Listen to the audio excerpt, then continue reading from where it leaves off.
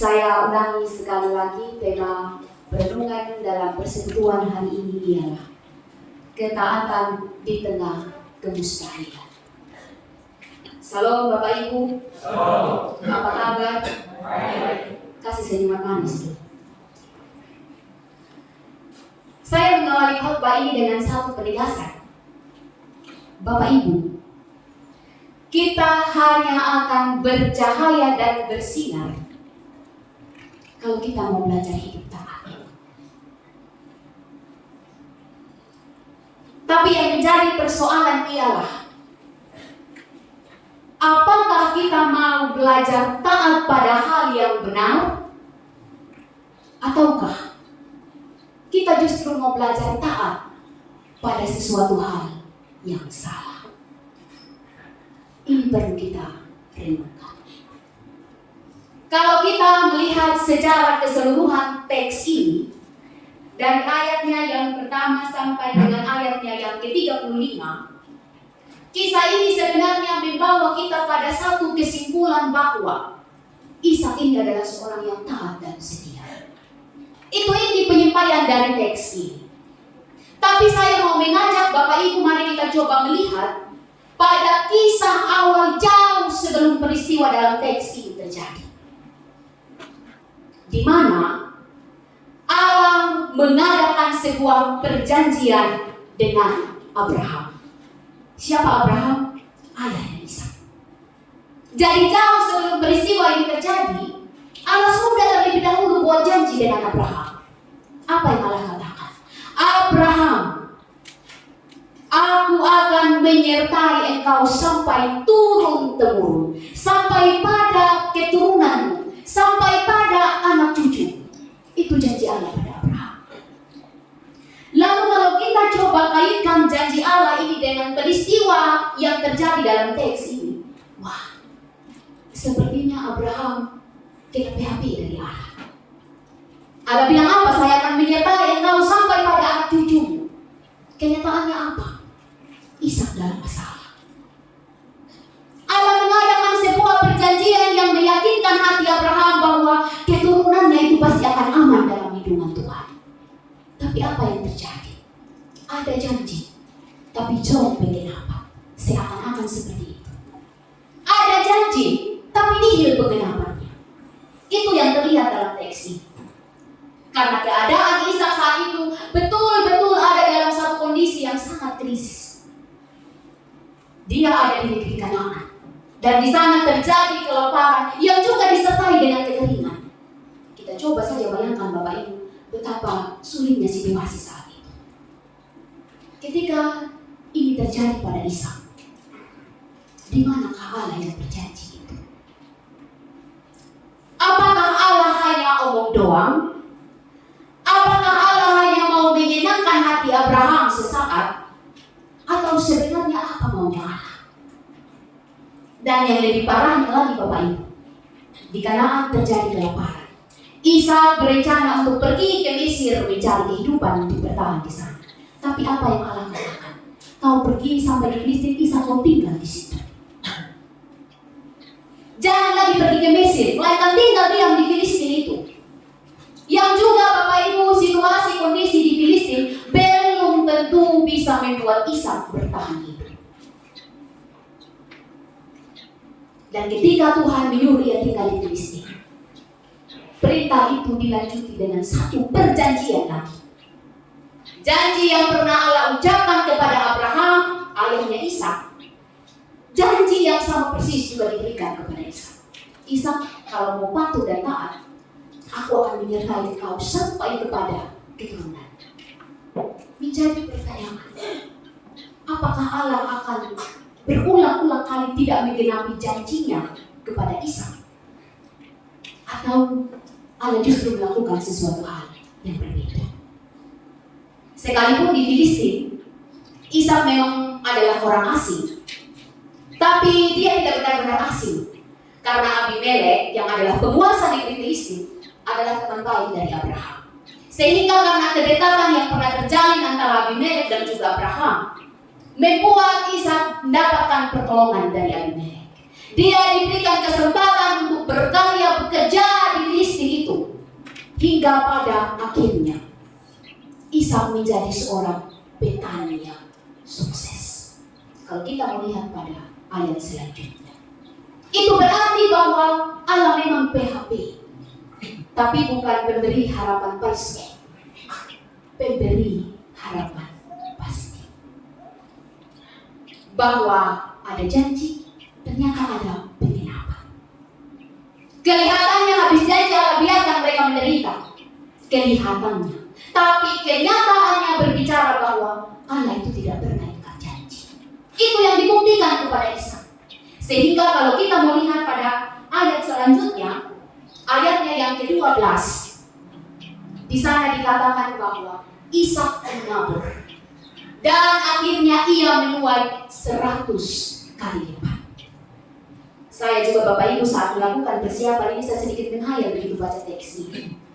Apalagi ayat yang ke-13, Alkitab menerangkan orang itu yang adalah Ishak, orang itu menjadi kaya. Dilanjutkan lagi, kian hari kian kaya. Ada lanjutannya lagi, sehingga menjadi sangat kaya. Kaya apa memang Ishak saat itu? Saya langsung menghayal oleh andaikan saya jadi Sandra Dewi, pasti di Pastori ada 271 triliun. Bapak Ibu mau pinjam 100, saya kasih. Artinya bahwa memang benar Allah menepati janji penyertaannya pada Ishak. Tetapi, ada tapinya. Sebelum janji itu digenapi, Allah mengadakan semacam dalam tanda kutip perjanjian atau penandatanganan kontrak antara Allah dan Ishak. Allah bilang ini firman yang saya sampaikan. Kau harus tetap tinggal di negeri Filistin. Kalau Ishak bilang, tidak Tuhan, saya tetap mau pergi ke Mesir. Mungkin 100 kali lipat yang di tua itu tidak akan pernah dia dapat. Tapi begitu Allah memberikan perjanjian, ada kontraknya, Ishak harus tinggal di Filistin. Dan Ishak bilang apa? Ya Tuhan, saya siap dengan firman itu. Itu baru ada buah dari ketaatan. Keadaannya memang mustahil. Tapi dalam keadaan yang mustahil itu Ishak mau belajar taat pada Allah. Dan bonusnya apa Bapak Ibu? Dia menjadi sangat bercahaya, bersinar di antara orang-orang yang ada di sekitarnya saat itu. Apa yang mau dikatakan firman Tuhan pada kita? Yang pertama,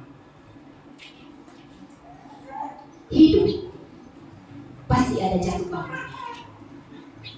Hidup pasti ada lika-likunya.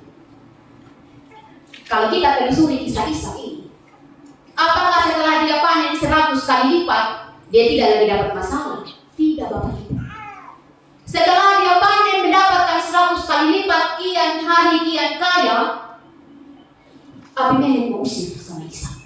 Karena apa? Merasa tersaingi. Kau hanya pendatang orang asing, tapi kau yang menjadi makmur di negeri kami. Karena itu kau harus angkat kaki, kata Abimelek. Persoalan yang cukup berat juga yang dialami oleh Ishak. Artinya bahwa setelah Allah menggenapi janjinya, tidak semata-mata bahwa setelah itu hidup Ishak bebas hambatan.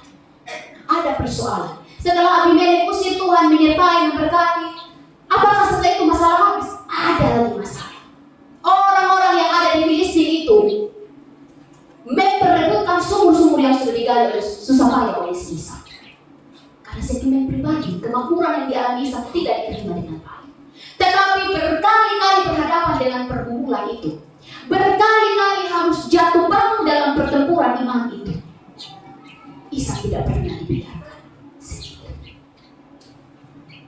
Artinya bahwa penyertaan Tuhan dan berkat Tuhan bukan berarti kita tidak punya masalah,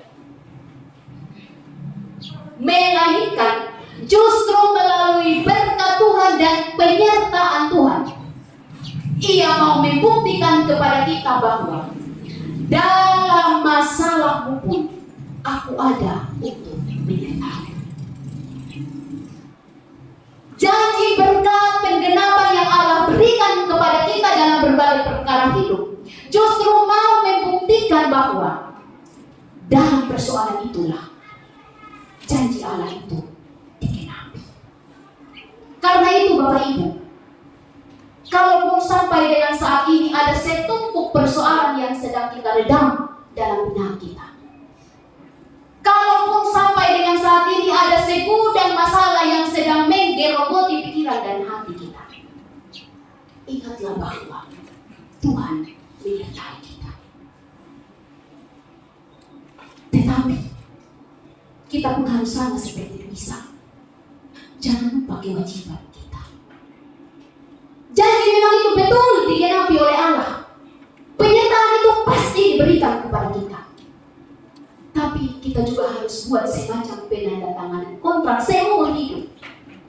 Tuhan berkati kita, kita siap taat melakukan kehendak Tuhan. Tuhan menggenapi janjinya, kita juga siap untuk belajar tunduk pada setiap ketetapan Tuhan. Itu baru pas, itu baru seimbang, baru hadir. Karena kadang-kadang kita lebih suka yang berat sebelah. Kita mau Tuhan saja yang mendominan dalam hidup kita. Berkat kita dapat, anugerah kita dapat. Kita mau hal-hal yang mudah juga Tuhan harus kasih. Tapi tidak ada timbal balik. Tentu ini tidak adil. Kalau mau Tuhan menggenapi janjinya dalam hidup kita, belajar untuk hidup taat. Itu kuncinya. Kalau kita mau menikmati penggenapan janji Tuhan, belajar tunduk pada ketetapan Tuhan. Kita tidak punya kekuatan lain selain taat. Yang kedua, benih itu tidak tumbuh sendiri. Ishak harus menaburnya. Ishak harus menggali 7 sumur yang pernah digali oleh ayahnya Abraham. Mendapatkan air, lalu kemudian ia menabur. Betul bahwa dalam kesuraman Allah tetap menyertai Ishak. Betul bahwa dalam kesusahan hidup Allah hadir untuk menopang Ishak. Allah tidak pernah ingkar janji. Tetapi tidak akan pernah ada peristiwa 100 kali lipat tuaya Ishak. Tidak akan pernah terjadi kian hari kian kaya sehingga menjadi sangat kaya kalau tidak diawali dengan kata apa? Menabur. Ishak harus menabur dulu. Ishak harus menggali tanah itu. Ishak harus menggembur tanah yang kering korotan yang ada di Filistin saat itu. Dia harus mandi keringat setiap hari, baru bisa menjawab dan menerima penggenapan janji Tuhan. Artinya bahwa tidak ada ketaatan yang terjadi cuma-cuma kalau tidak disertai dengan perjuangan.